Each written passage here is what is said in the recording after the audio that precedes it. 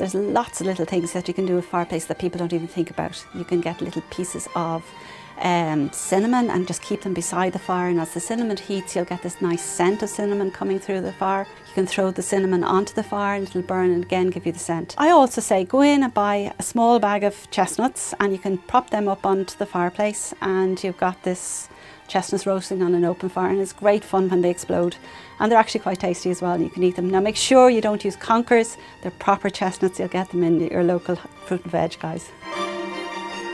The fireplace in general should be the focal of the room, so that's where I would concentrate all my efforts if I was going to do something special.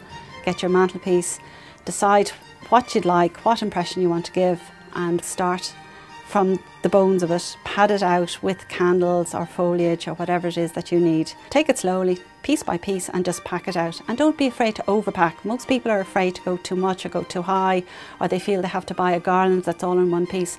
You don't. Just buy pieces of Christmas tree and little bits of gold and build it up around your candles.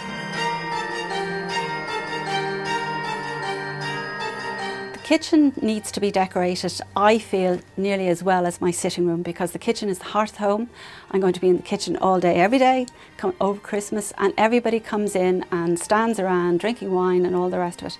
Now the important thing is to keep your surfaces clear, because you'll need them to work, you'll need them to put out your serving dishes or whatever. What I do is decorate the periphery, your windowsill, put any swags, greenery, or little things that the kids have brought home and made for you over the years. They can all come out and go onto the windowsill, again with candles.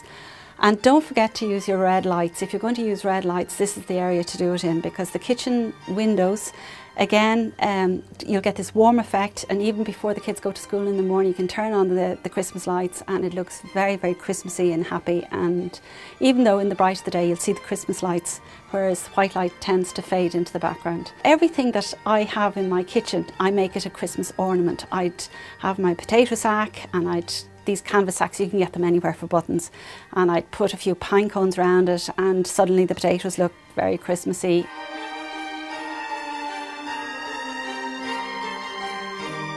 The top tip I would give anybody on decorating their table this Christmas would be, think about it for the whole meal. You want the great impression as people walk in, but as you go to serve the turkey, where is that huge big flower arrangement going to go?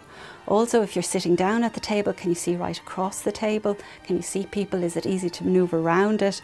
Where are you going to put all the pieces? After 20 years in the business in the drawing room in the Westbury Mall, I've learned so many tips over the years, and I hope I've passed on some of these to you. The one most important thing is, I would say, don't get stressed. It'll be fine and people will really appreciate any effort you put into it.